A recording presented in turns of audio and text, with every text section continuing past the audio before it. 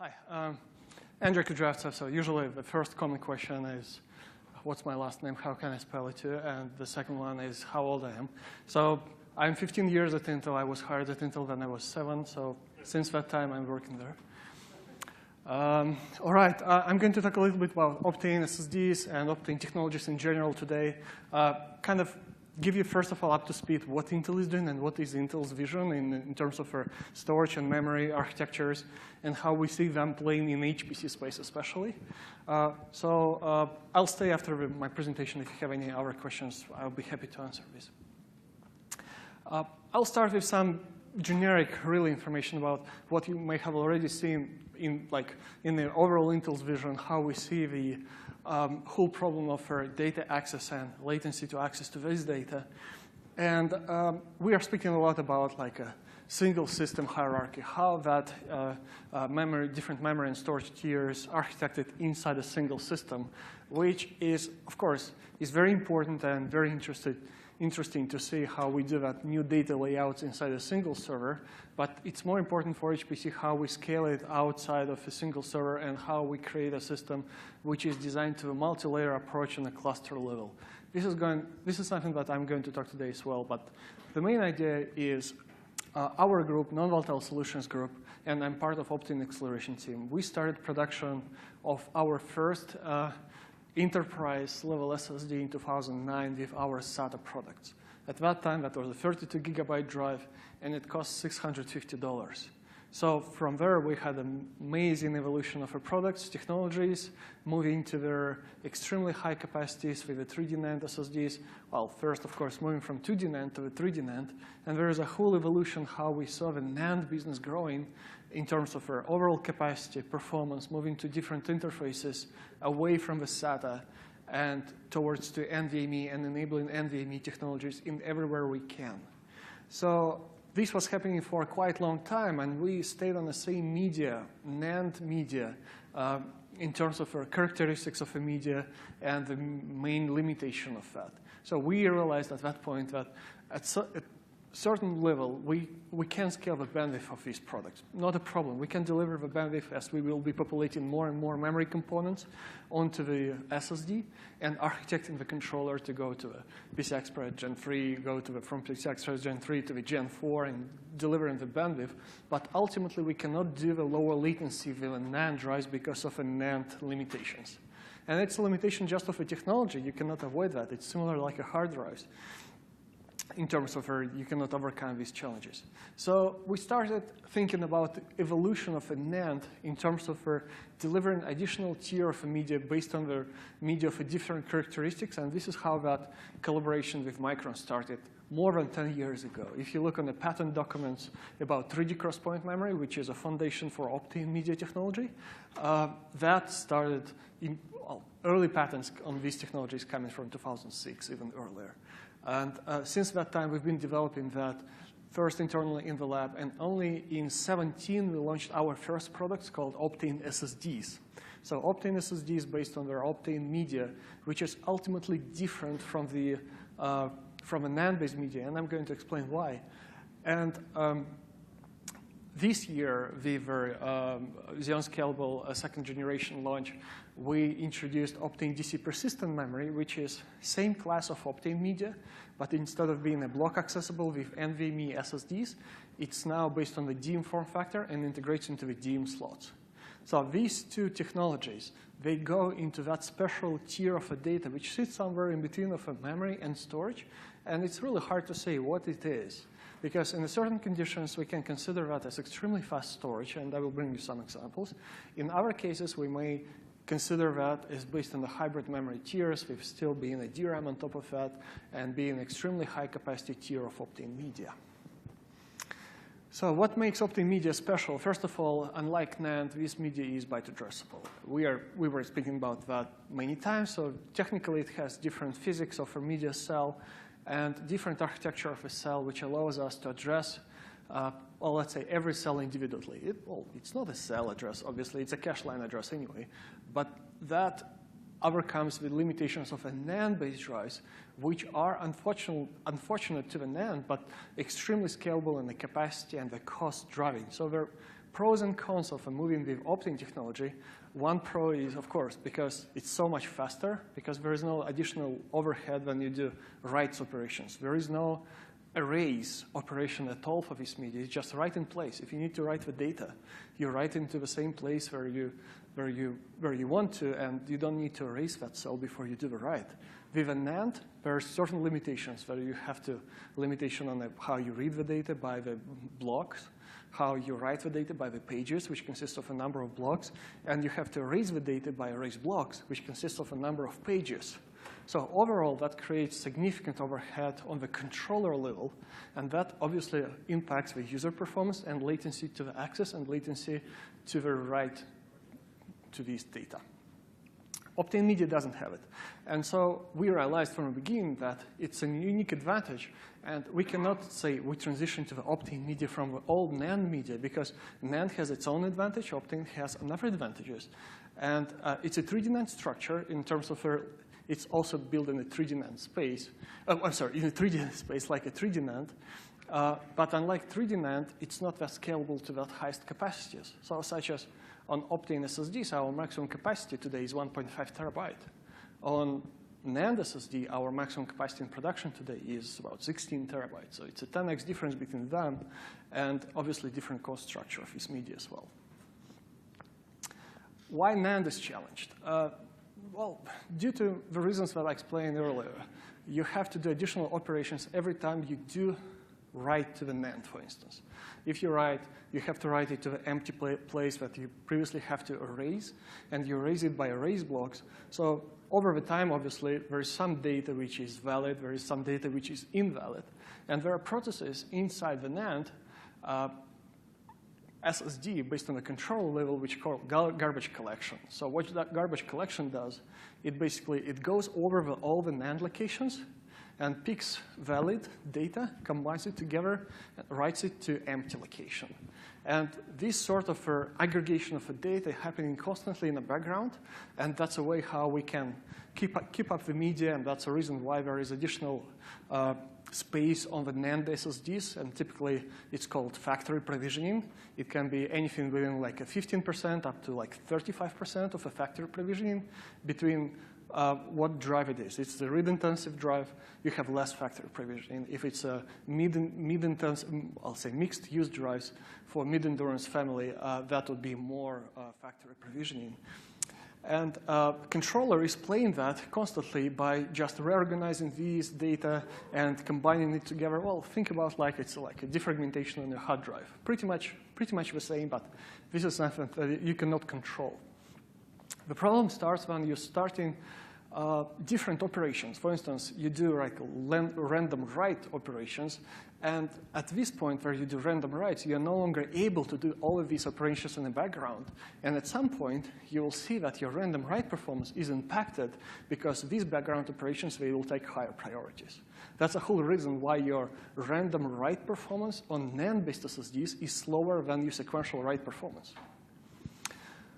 All right, and there's no way to overcome that. That's just a limitation of our architecture of a component, but it's also the advantage because we can scale the cost down and we can get extremely high capacity and density of a media. With Optane, we don't do it, simply because there are no such challenges of that additional overhead. And in the industry, that's called write amplification factor. So write amplification factor is a ratio of the data that you write into the SSD versus to the data that actually SSD controller writes to the media. And as more of that overhead means more work has to do controller. So what key advantages of Optane SSDs in this regard? Well, first is endurance. I already mentioned that. So extremely high endurance. We are able to deliver 60 drive writes per day for the drive. So to translate that to you, so imagine that you have 1.5 terabyte capacity of Optane drive. That would be 90 terabyte every day during warranty. And warranty for Intel drives is 5 years for generic products. Versus our best a NAND SSD in the mid-endurance family is only capable to deliver 3 drive writes per day. So very significant difference on the drive writes per day. Of course, that's based on the capacity of the devices. At a certain level, you may say, well, what if I will go with like 6 terabyte NAND-based SSD versus 1 terabyte Optane drive, and that would be pretty close on the drive writes per day. It can be, but it will be still overhead because your media is just designed for different purpose. Your media is designed for mixed reads, mixed read-writes reads, while Optane media is designed for extensive write reads. One of the tests that we're running for performance demonstration of capabilities of a media called write under pressure test. So what happens? There you constantly create some workload to the SSD. And you create that on this chart it's hard to see. You create that in steps of this blue line. So starting from 10 megabytes per second, 20, 40, 50, 100, 200, you write in the data to the drive with a certain constant speed, while at the same time you're reading the data from the drive and measure the latency on a read. So that basically determines how quickly you can provide the data while at the same time you write the data to the drive. That's a very common scenario, for instance, in some caching environment, where you constantly put something into the cache, and at the same time your cache has to work, and you have to deliver the data back from the cache. And in this gray line, it's a latency response from a standard NAND-based SSDs. And the problem that it's not just growing with the write pressure growing. Well, it has to grow with a NAND limitation. The problem of that it loses its consistency. So you are no longer able to keep up with the quality of service of your media as soon as you start mixing workloads. If we put Optane SSD into exactly the same workload, the latency response, this blue line, it's always constant and it's not changing. So there are no any external factors such as extensive writes to the drive which can affect your reads. And that's quite critical, especially if you do these sort of applications where you need to respond from the device for different workloads at the same time. Usually, I speak about that like if you think about Optane SSD like a SSD with some budget of a performance. So say you have 500,000 IOPS for their performance budget. So within budget, it doesn't matter what type of operations you do. If it's read-write 70-30, that would be a total linear math of that, and you always get to the same 500 of IOPS overall performance. If you do sequential operations for current generations of Optane SSDs, it's also balanced. It's 2.6, 2.5 gigabyte per second for reads-writes, and that's pretty much translated to the 4K operations. So again, no matter what you do to the drive, what sort of workload you're switching, and especially there are certain applications where you switch between different workloads, such as you may do like a memory checkpoints on HPC node on the local drive first, and that creates sequential write workload. At the same time, later you start doing like a scratch type of workloads, and that can be completely random writes activities, and your media is able to deliver that. So the key advantages of these SSDs is basically being able to work in these mixed configurations. And majority of solutions that our team is working, especially in HPC and in other scenarios, is using Optane SSDs in addition to the NAND-based drives. So we are not directly storing the data on the Optane drives. We usually store something which can be not a data. It can be metadata, it can be journals, logs, indexes, or it can be a caching device. So we always work with Optane SSDs as sort of accelerators to the NAND media, where the capacity coming from a NAND basically for reasonable cost, and we're just using Optane drives to accelerate the limitations of these NAND SSDs. So this year, we launched the Xeon Scalable second generation. We launched Optane DC persistent memory, which is the next evolution. Basically, it's the same sort of Optane technology, Optane media. Now we packed that on a DIMM form factor. And the main idea is, first of all, to bring it even closer to the CPU and to avoid another bus, this time to avoid PCI Express and put it on a DDR electrical interface. Well, in fact, it works on the different specifications of a DDR protocol simply because we guarantee the persistency of that memory. So there are two modes of operations. One is memory mode, another is persistent memory. And I'll be talking about that later. The reason why we put that onto the DIMM form factor is simply because we can deliver low latency if we put that into the DIMM form factor. And here is a log scale of a ratio of latency on the y-axis to the bandwidth. So let's have a look here. That is NAND-based SSDs on the left side. Then you have Optane SSDs. And you see that the NAND drives, they start latency pretty high, 100 microseconds. So it's only in the microsecond logarithmic scale. They start at 100 microseconds, and they go all the way through the, well, let's say half of a millisecond. Depends actually what sort of workload you have and what is a queue depth to the I/O and so on. And then you just simply stop scaling your bandwidth. You reach to the point, and then only latency goes up. With Optane drives, it's pretty much the same. I mean, the same hockey curve, where we start at 10 microseconds. So it's an order difference between these technologies, and that's the advantage of our Optane media. And we are able to keep that latency pretty stable, no matter basically what's the sort of a workload and how you change that workload, until again we reach the point where we maxim out the bandwidth capabilities of our SSD, and so we stopped. With Optane DC persistent memory, now look here, we are speaking about, well, let's say 250, 300 nanosecond latency, and we keeping up with that latency, and we are able to sustain it even longer, and that would be our maximum performance on for the bandwidth capability for the drive, for the DIMM form factor model. And it's a single model. It works in pretty much the same as DDR4 architected, so you have interleave across, if you have multiple modules installed in the platform, you do interleaving between them. So you're basically aggregating the performance similar like a DDR4 does, and by doing that, you are able to deliver higher aggregated performance.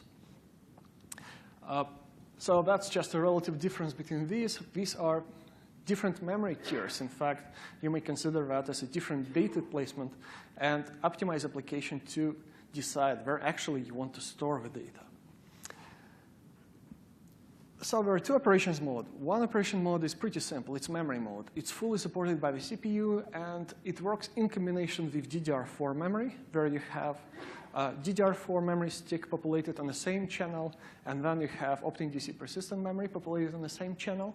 So let's say it's a Xeon Scalable second generation platform. You have 6 sticks per processor on a DDR4, so it runs on a balanced configuration because you have 6 memory channels across the 2 memory controllers. And then you populate additional 6 sticks of Optane DC persistent memory, so you run fully balanced. And this configuration is called 222. I will explain this configuration slightly later. And that gives you fully transparent access to the memory. So now when user boots operating system, it can be anything. Absolutely any unsupported operating system will see that as memory. And it will see the capacity coming from the Optane DC persistent memory, where your DDR4 will be a cache to this memory. And so fully transparent to applications. Obviously, DDR4 compensates the performance difference between the DDR4 and Optane DC persistent memory. There are certain applications which can tolerate that, especially some codes in HPC. We just did a study and presented that yesterday at the HPC Development Conference. There are certain applications which are bandwidth memory intensive. Well, it's not just the right suit for them to go to the hybrid memory. No surprise here, they do require higher memory bandwidth, and hybrid memory is not the answer to them. But the second mode can be more interesting to them and more interesting to the users as soon as they start modifying their application codes, and that's called app direct mode. In that mode, you experience the benefits of non-volatile characteristics of a media. So it's a transactional mode where you have your DDR4 separate and operating as normal memory, and you boot your operating system and you see the capacity of a memory coming from DDR4, while Optane DC persistent memory is addressed with a special library called PMDK, and this library is now able to utilize the persistency capability of the media, do the safe restarts, and expose that as a memory regions directly to the applications which use PMDK library. So that's very critical that you have to enable that into the application. It's pretty easy to do, honestly. Well, usually that typically requires just a way how you change allocation of your memory. we do workshop courses how you do that. But anyway, that does require the changes to the app, and that's very critical to that. Now about configuration modes. Basically, the main and the highest performance configuration is 222.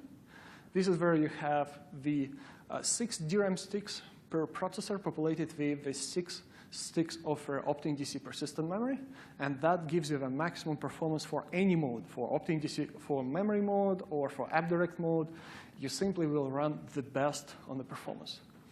There are other configurations like 221, where you populate basically all the 6 sticks of DDR, and only 2 sticks per memory controller. And that basically means that you have 4 sticks of Optane DC persistent memory per CPU.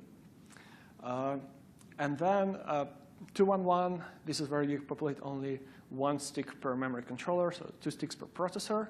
And there is a mode called 111. This is where you have only 2 DDR4 sticks and 1 Optane DC persistent memory. So basically, your performance degrades when you move from a 222 to the lower configuration. But there are certain conditions where you can tolerate that.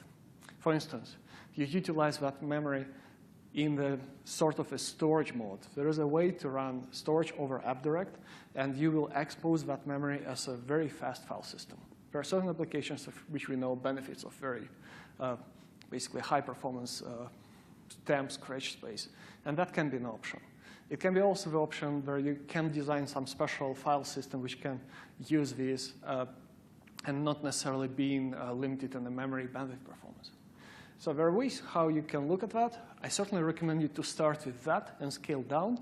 The maximum capacity per socket is 3 terabytes of Optane DC persistent memory. So the highest capacity of each Optane DC persistent memory stick is 512 gigabyte. And obviously, as you move into that direction, you decrease the maximum capacity of a system. My personal recommendation is to start with slowest capacity of 128 gigabyte Optane DC persistent memory sticks, but in 222 configuration, if you consider that a low tier of memory capacities.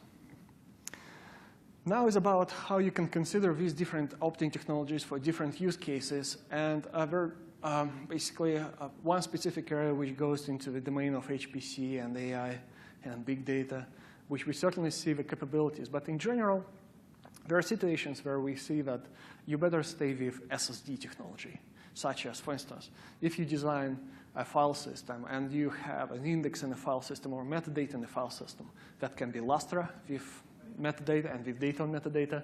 That can be Ceph with a journal. That can be something else, like BGFS or anything. That's certainly the place where you can start with SSDs first, because it gives you maximum compatibility. You don't need to have special CPU like Xeon Scalable 2nd generation, and you don't consume your memory slots. But there are certain conditions where we immediately recommend you to look at the Optane DC persistent memory on the DIMM form factor in the first place.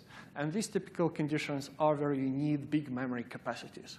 So as such, if you look something related to the big data, especially in the Hadoop environment, we have a number of studies where we're showing that, well, actually, we have optimized distribution of a Spark to leverage the capabilities of this Optane DC persistent memory, and that gives additional performance. Saying that, we also have scenarios where you can use both of that at the same time. So such as in a Spark scenario, you may decide I want to use my Optane SSD for the temp scratch for the MapReduce. And at the same time, I want to expand my memory capacity using Optane DC persistent memory. So there are many conditions where you may actually have a whole that pyramid of different memory tiers inside a single system or in a cluster level. So with that, I want to say thank you, and I'll stay here. If you have any questions, let me know.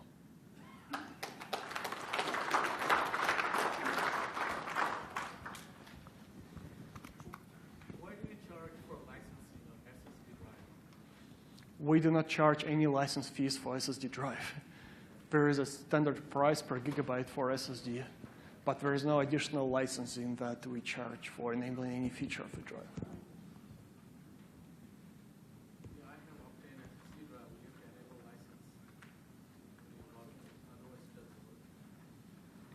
Let's speak about that because we don't have any. We have a software technology called Intel Memory Drive Technology. This is a software hypervisor which allows using SSDs as memory. And yes, we charge a fee for this license, and it's about $400 for 400 gigabytes. So it's about $1 per gigabyte of a software fee that we put to the drive.